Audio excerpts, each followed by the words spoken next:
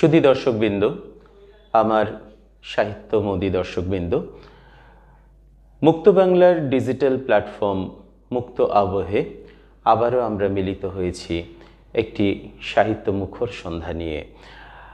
আমরা আজকে শুধুমাত্র সাক্ষাৎকারের মতন গুরুগম্ভীর বিষয়ে নয়, আমরা থাকব আমরা যে মাননীয় দিদিভাইকে পেয়েছি তাকে নিয়ে একটি সুন্দর আড্ডার ভেতরে থাকব, সান্ধ্য আড্ডা।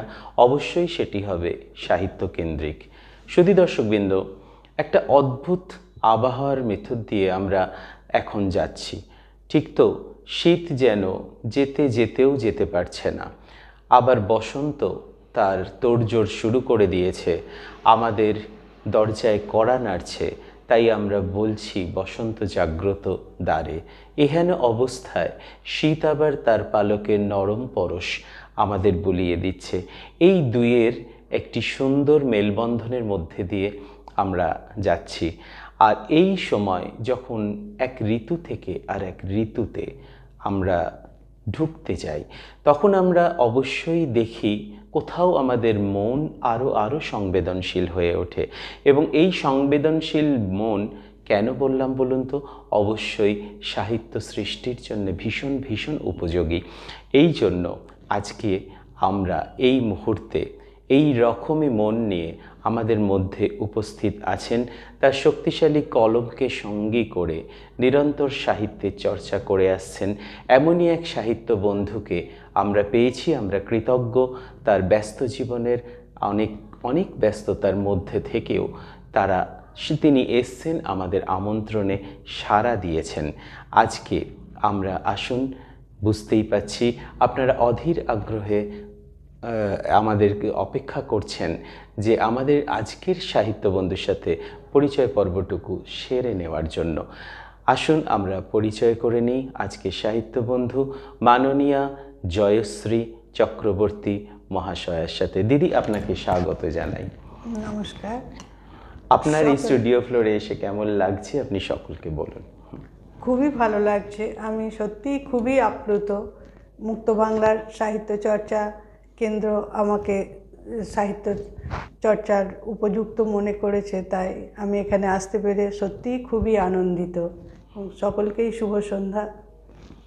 আজকে আসার এই আনন্দের অনুভূতিটুকু আমাদের মাননীয় সাহিত্য বন্ধু ছড়িয়ে দিলেন আমাদের মধ্যে। আমাদের এই স্টুডিও ফ্লোরে যত কলাকুশলী আছে তাদের মধ্যে ছড়িয়ে দিলেন।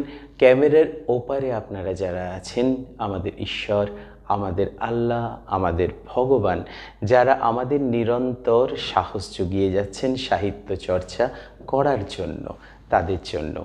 সুধী দর্শকবৃন্দ, জানি আপনারা অধীর আগ্রহে অপেক্ষা করছেন।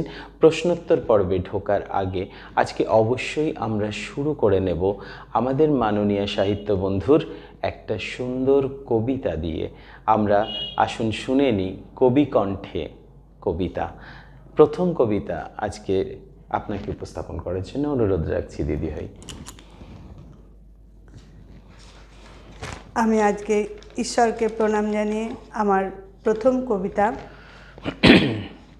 জাগো উমা জাগো, পৃথিবী তোমার দিকে চেয়ে, কলুষিত সমাজ আজ, দূষিত মনুষ্যত্ব, মূল্যবোধের অবক্ষয়ে ধরণী ভারাক্রান্ত।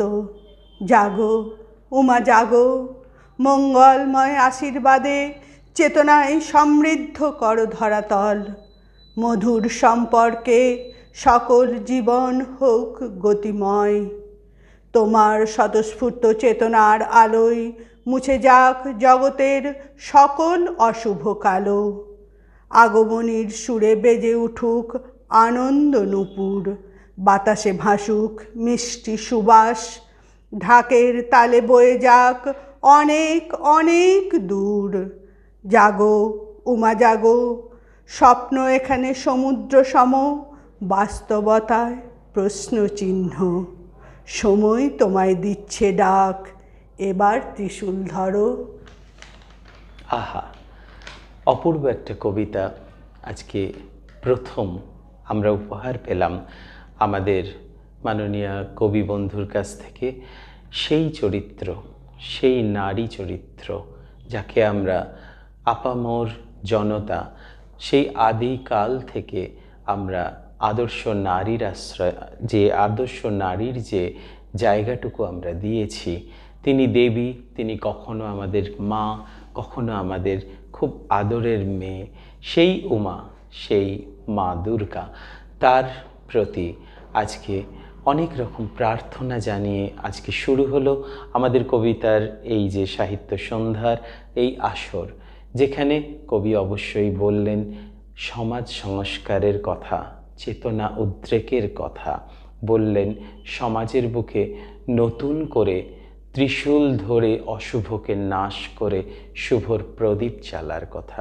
ভীষণ ভালো লাগলো দিদিভাই আপনার এই কবিতা। আপনাকে আমাদের এই কলাকুশলীর তরফ থেকে অজস্রবার ধন্যবাদ জানাই।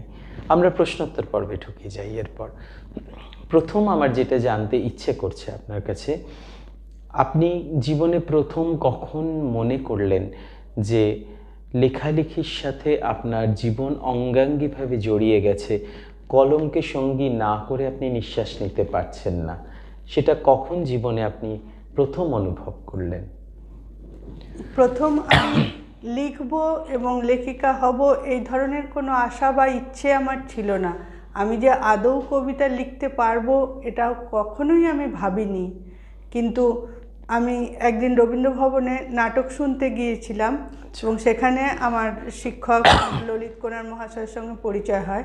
তখন তিনি আমাকে অনেক কথাই বলেছিলেন এবং তিনি সাহিত্য, উনি এক যে মাপের মানুষ, সেই জায়গা থেকে ওনার কাছে আমি কি বলবো, তখন আমি বললাম যে স্যার আমি তো অনেক দেরি হয়ে গেছে, তবে আমার শেখার ইচ্ছে ছিল।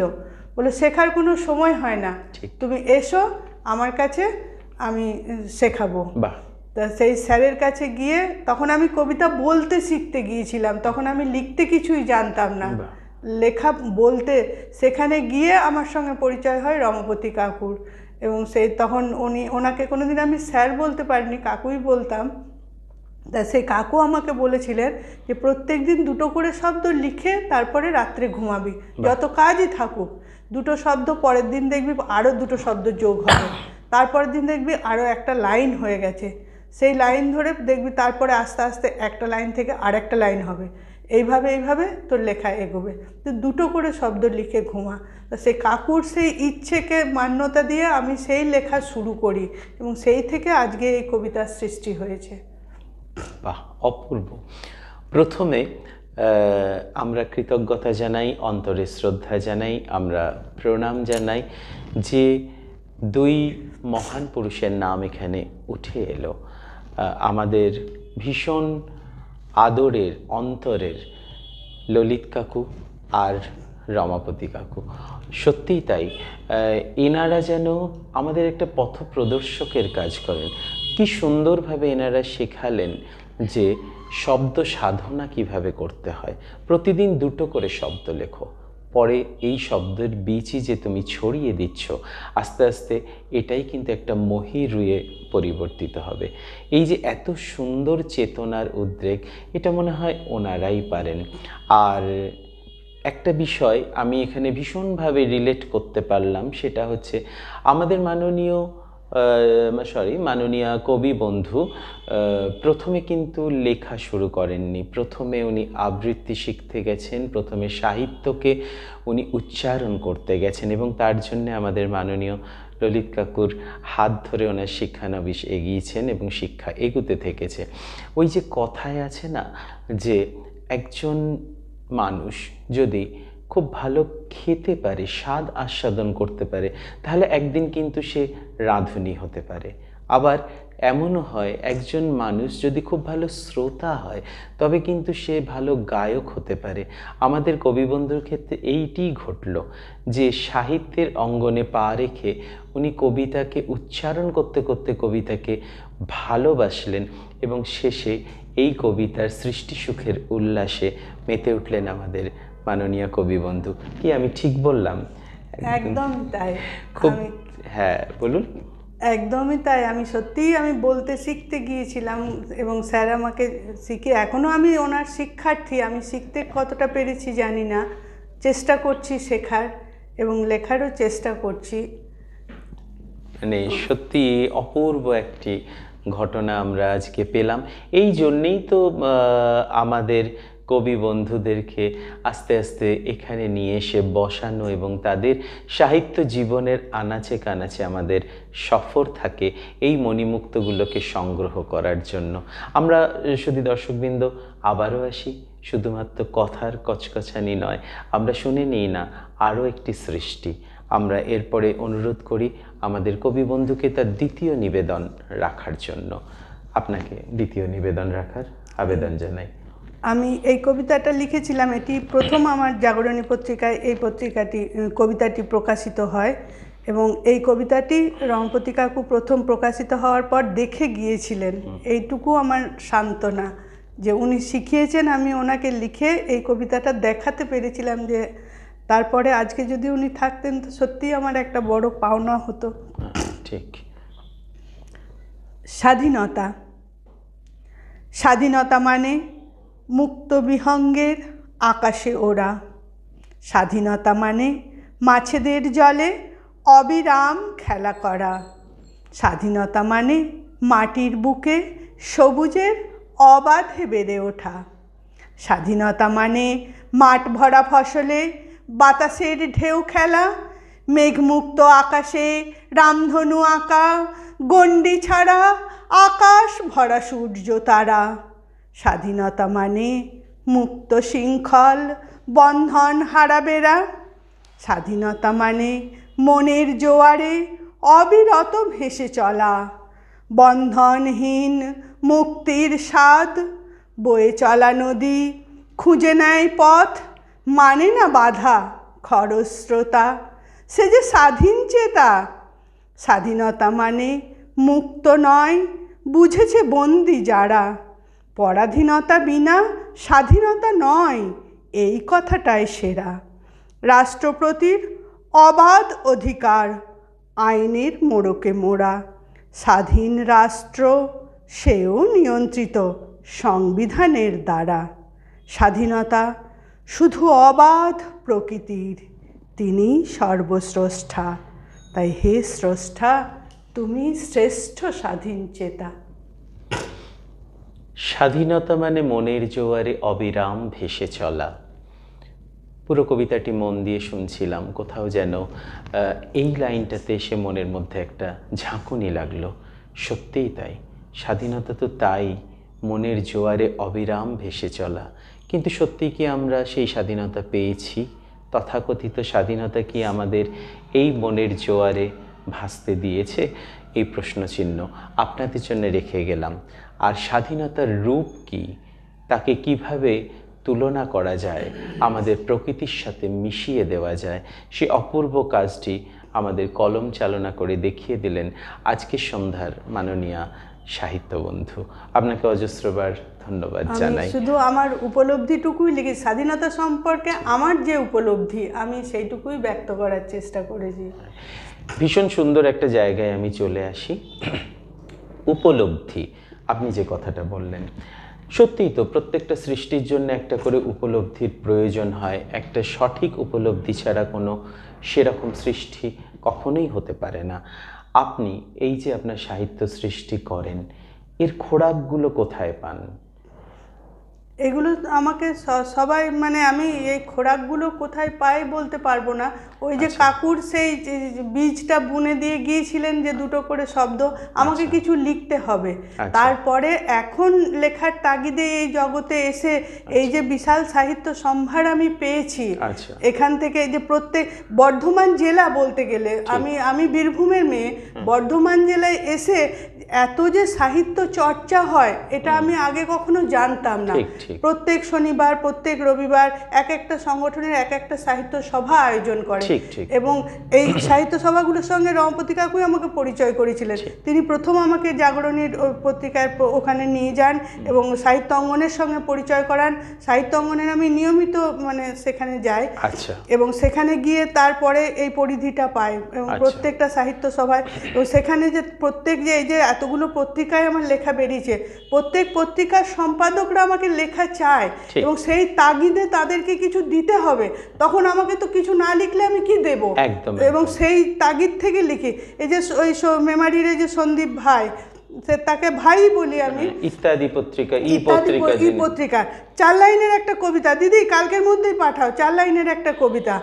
এই যে তখন আমি 4 লাইনের কি লিখবো, ভাই কিছু তুমি যা পারো লেখো, আমি দেখে নেবো, ভাই দেখে নিও বলে লিখে দিতাম।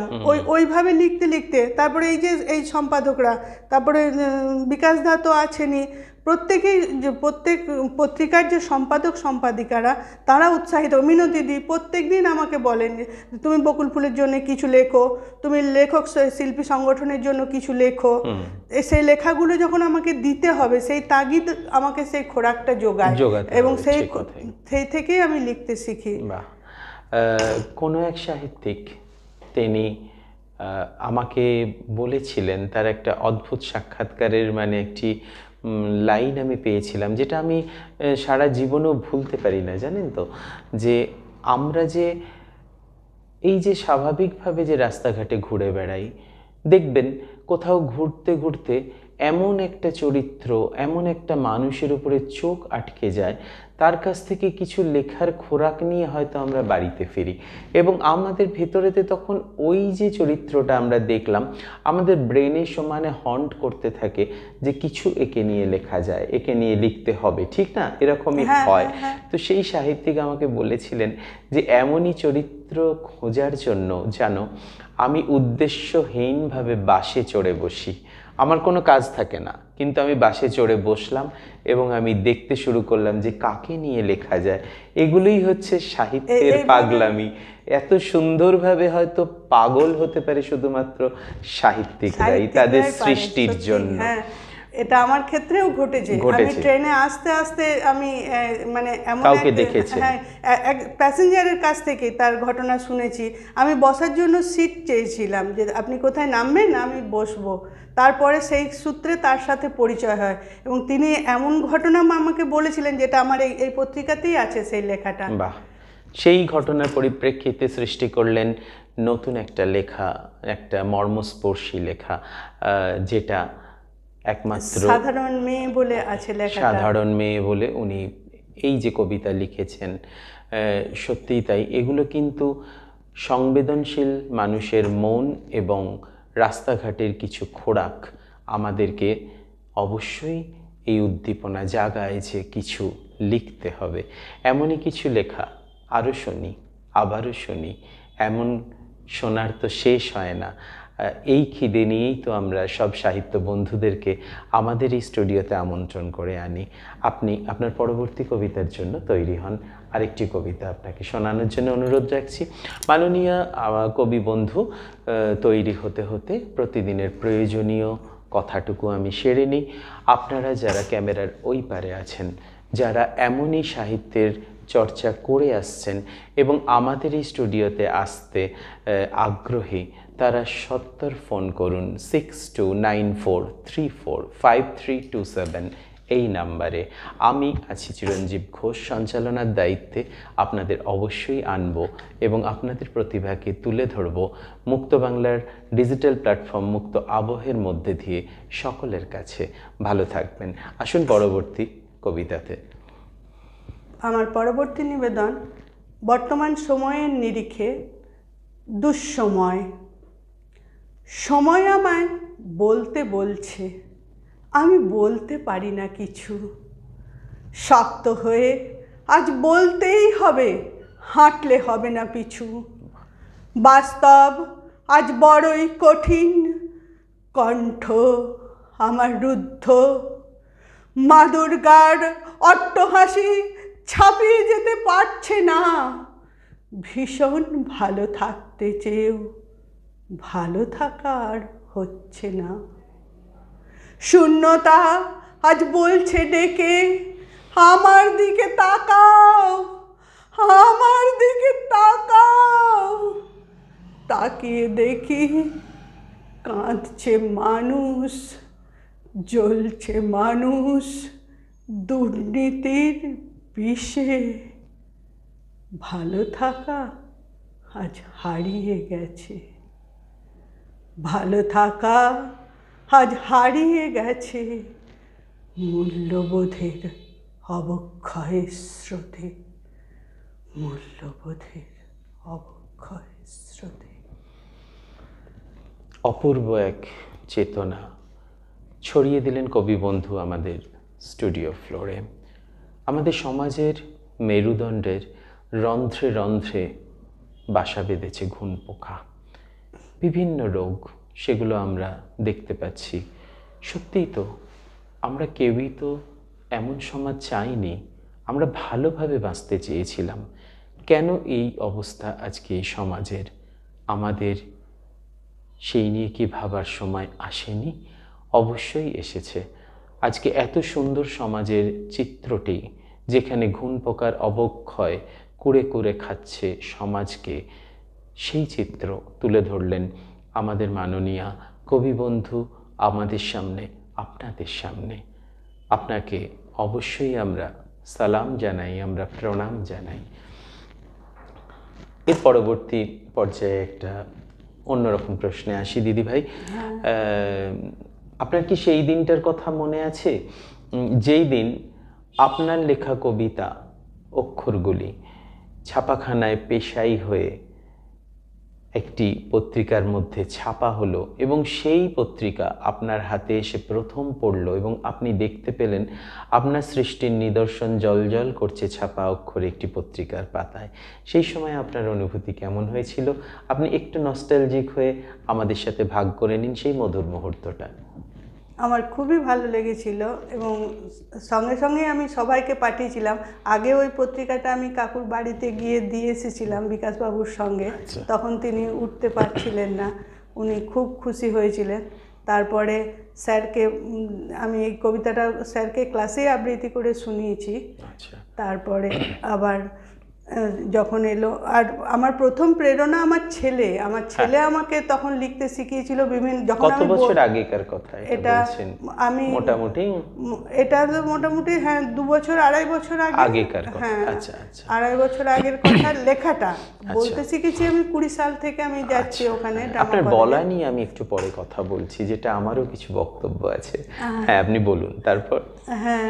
তারপরে তখন আমার ছেলে বলল যে তুমি লেখো। তুমি যখন বলছো আমাকে বিভিন্ন কবিতার বই এনে দেয় এবং সেগুলো থেকেই আমি তখন আমাকেও শর্ত দিয়ে দেয়, এই বইটা আমি দিলাম কিন্তু এই বই থেকে আমাকে কবিতা শোনাতে হবে তোমাকে আবৃত্তি করে, এবং সেইগুলো তখন আমি তৈরি করতে থাকি। তারপরে আমার লেখা আমি লিখেই প্রথম আমার ছেলেকে আমার শোনানো, যে লেখাটা দেখ তো শোনা। তারপরে ছেলের বাবা শোনে, কিন্তু প্রথম শোনে আমার ছেলে। আচ্ছা। তারপরে সেই লেখাটা থেকে ওর যদি মনে হয় হ্যাঁ ঠিক, তুমি আরও ভাবো। আর এই লেখার ব্যাপারে যে সাহিত্য সভাগুলোই আমি যাই, সেখানে যখন পড়ি সেখান থেকে অনেক প্রেরণা পাই। যেমন কাকু বলেছিলেন আমাকে যে দেখবি অনেক বিশিষ্টজন আছে যারা তোর লেখা সংশোধন করে দেবে, তুই নিজের লেখা নিজে গিয়ে বলবি সেখানে। তা সেখানে যেমন আমি লক্ষণ দাস ঠাকুরা মহাশয়কে পেয়েছি, উনি বলেন যে লেখাটা লেখো, লিখে তুমি ছেড়ে দেবে না, পরের দিন আবার সেই লেখাটা নিজে পড়বে, এবং সেই লেখাটা পড়ার পরে দেখবে অনেক পরিবর্তন হচ্ছে, মনে হবে এই শব্দটা ভালো নয়, এই শব্দটা পাল্টাতে হবে। তো এইভাবে তুমি একটা লেখা একবার পড়লে, আবার তারপরের দিন পড়লে, আবার 1 সপ্তাহ রেখে দেবে, 1 সপ্তাহ পরে পড়বে, আবার 1 মাস পরে পড়বে, তখন দেখবে আরও কিছু চেঞ্জ হবে। এইভাবে তুমি লেখাটা লিখবে। তা ওনাদের কাছ থেকে পেয়েছি। আরও একজন রবীন্দ্র ভবনে একজন যান সাহিত্যিক, ওনার নামটা মনে করতে পারছি না এই মুহূর্তে, অনেক বয়স্ক, আমি কাকু বলেই ডাকি, উনিও বলেছিলেন যে দেখো লেখে সবাই, কিন্তু অনেক সময় হয় নিজের লেখা সে নিজে পড়তে পারে না, যখন জনসমক্ষে বলতে হয় তখন তার আটকে যায়। তুমি অনেকবার করে পড়লে তুমি বুঝতে পারবে যে এই লেখাটার মধ্যে তুমি কি বার্তা দিতে চাইছো সমাজকে। যে বার্তাটা তোমার নিহিত আছে, সেই বার্তাটা যদি তুমি নিজেই না বুঝতে পারো, তাহলে তো অন্যের কাছে পৌঁছাবে না। তাই তোমার লেখাটা তুমি অনেকবার পড়বে, তোমার নিজের কান যদি সেটা নিতে পারে তবেই সমাজ সেটা নিতে পারবে, নচেত সেটা পারবে না। সেই জায়গাগুলো থেকে আমি শিখেছি এবং সেইগুলো আমি এখানে আমার লেখায় প্রয়োগ করার চেষ্টা করি। ভীষণ ভালো কথাগুলো আমরা আজকে পাচ্ছি আমাদের মাননীয়া সাহিত্য বন্ধুর কাছ থেকে। দেখুন, একটা কথা দর্শকবৃন্দ আমরা একটু আপনাদের সাথেও ভাগ করে নিই। এই যে সাহিত্য সৃষ্টি এবং সেটাকে সকলের সামনে উপস্থাপন, দুটো কিন্তু সম্পূর্ণ আলাদা একটা মানে জনার। এটাকে আমরা কিন্তু খুব ভালো মতন জানি। সাহিত্য সৃষ্টির জন্য একজন সংবেদনশীল সাহিত্যিক তার মনের মতন করে একটি কবিতা লেখেন, কিন্তু এই কবিতাটাকে ভীষণ আবেগ দিয়ে, স্পষ্ট উচ্চারণ দিয়ে এবং সেটাকে সকলের সামনে উপস্থাপন করার যে প্রতিভা, সেটা কিন্তু তার জন্য একটা বাচিক প্রতিভার প্রয়োজন হয়। অনেকটা এরকম, আমার সন্তান আমার একটি কবিতা, তাকে তো আমি যেমন তেমন করে সকলের সামনে বার করতে পারি না। আমরা যদি একটু বাচিক শিল্পের উপর নির্ভর হয়ে ঠিক মতন শিখে আমার নিজের কবিতাটাকেই সেইভাবে সুন্দরভাবে সাজিয়ে গুছিয়ে যদি আপনাদের উপহার দিই, তাহলে তো সেটা আপনাদের কাছে আরও গ্রহণযোগ্য হয়ে ওঠে, আরও শ্রুতি মধুর হয়ে ওঠে। এবং আমাদের যে কবি বন্ধু আজকে এই কাজটা ভীষণ পারদর্শিতার সাথে করে আসছেন।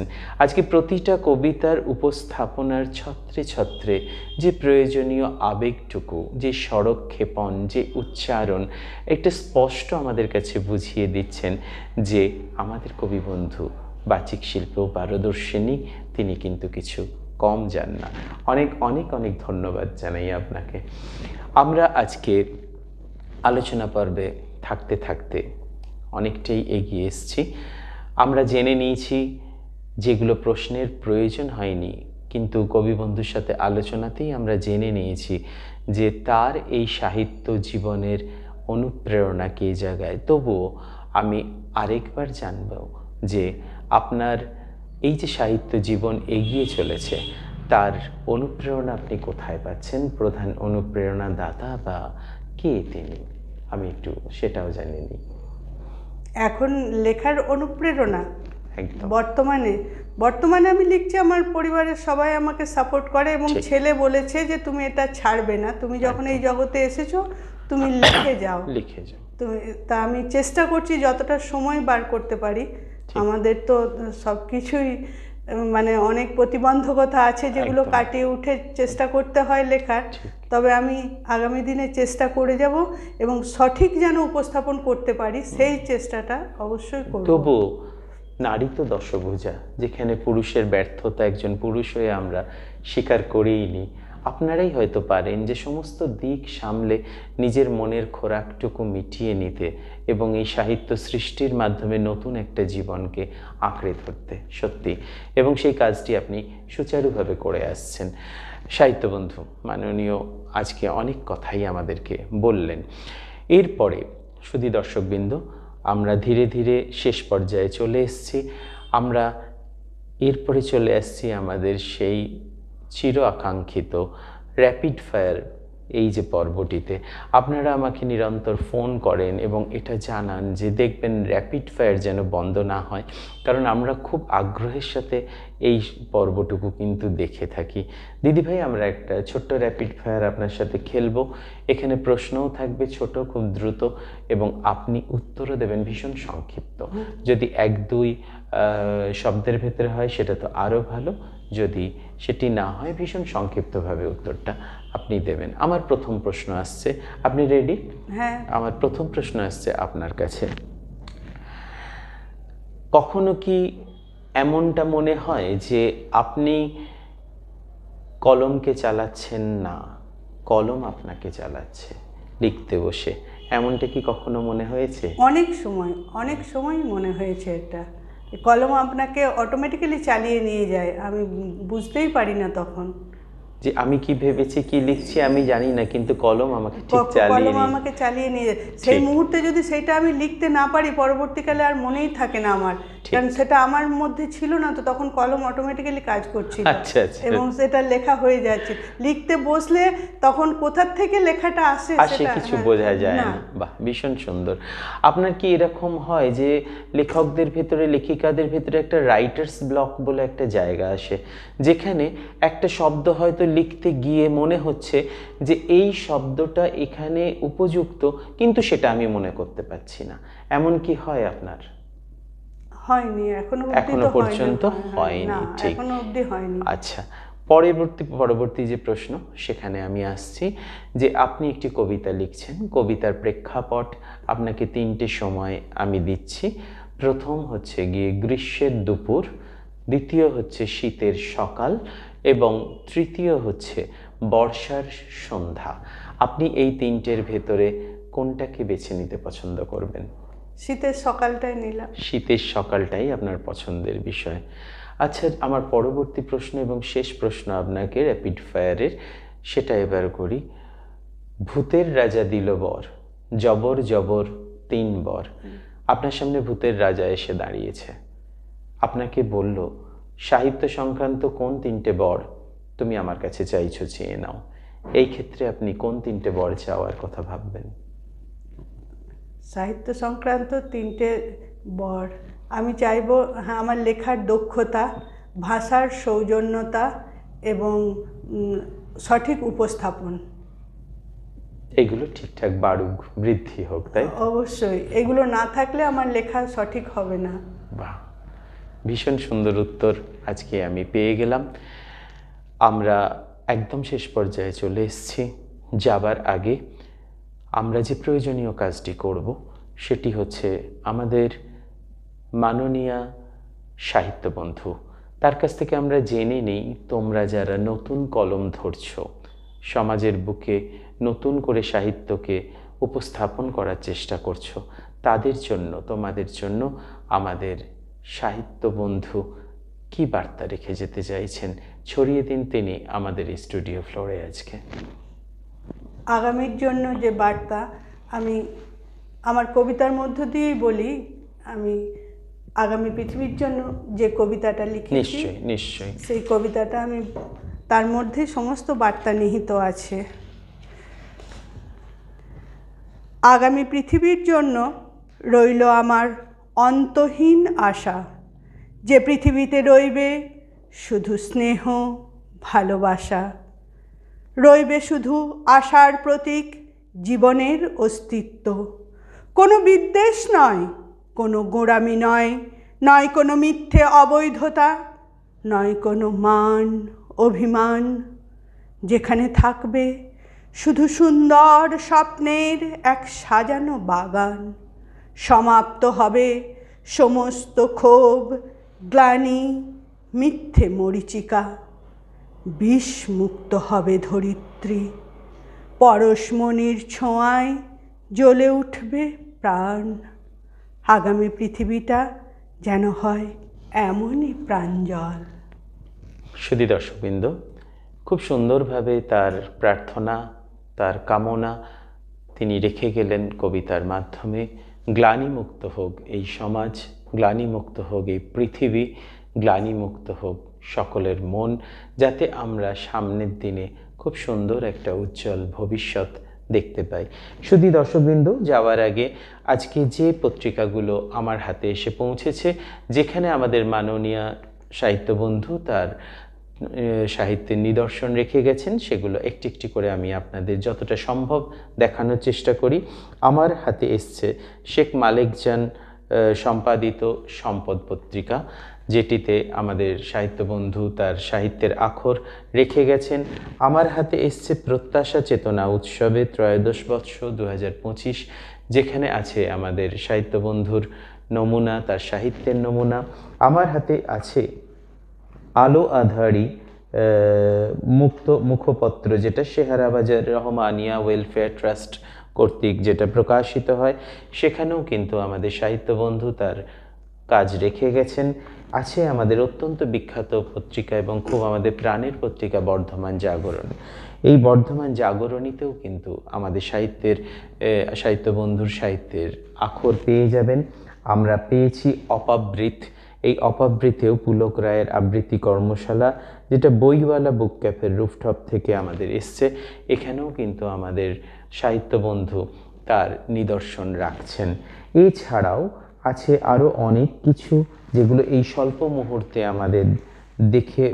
আমাদের দেখানো সম্ভব হয়ে উঠছে না। আছে বেশ কিছু পাক্ষিক পত্রিকা, তার ভিতরে উল্লেখযোগ্য কার্জন গেট, আছে বর্ধমান আপডেট, এবং আরও আমরা পেয়ে যাচ্ছি বর্ধমান দর্পণ। এই সমস্ত পত্রিকাতে আমাদের যে সাহিত্য বন্ধু তার সুন্দর সাহিত্যের নমুনা ছড়িয়ে দিচ্ছেন, সমৃদ্ধ করছেন আমাদের সমাজকে সাহিত্যের মাধ্যমে। আজ আর বেশি কথা নয়, বিদায় নেবার পালা। আসুন আমরা আপনারা সবাই মিলে যাওয়ার আগে একই কামনা করি আমাদের মাননীয় সাহিত্য বন্ধুর সুদীর্ঘ সুস্থ সাহিত্য জীবন, এবং আমরা এমন আশা রাখছি আবারও যদি কোনো দিন আমরা আমাদের সাহিত্য বন্ধুকে এই স্টুডিও ফ্লোরে পেতে চাই, নিশ্চয়ই তিনি আমাদের ডাকে সাড়া দেবেন। ততদিন আপনারা ভালো থাকবেন, সুস্থ সাহিত্য থাকবেন। আজকের মতন বিদায়, শুভরাত্রি।